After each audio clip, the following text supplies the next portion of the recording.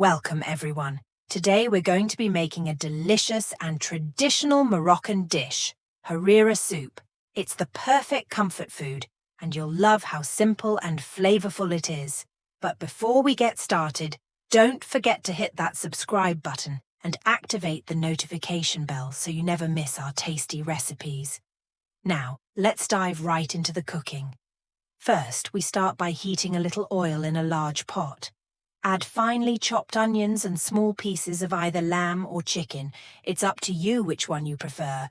Let this cook on low heat for about 10 minutes, stirring occasionally.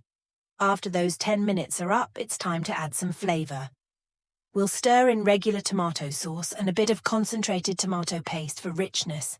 Don't forget the spices.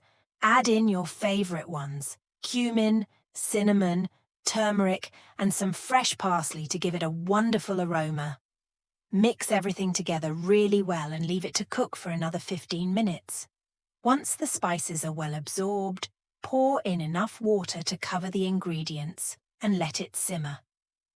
The magic happens here as everything comes together over 30 minutes on low heat. This slow cooking brings out all the amazing flavors. Make sure to check the pot occasionally to see if it needs more water or seasoning. After 30 minutes have passed, it's time to add some noodles. Stir in the noodles gently to prevent them from sticking and let them cook until soft. It shouldn't take too long, just about 5 to 7 minutes. Once everything is cooked to perfection, turn off the heat and sprinkle a bit more parsley on top for that fresh finishing touch. And just like that, your Moroccan Harira is ready.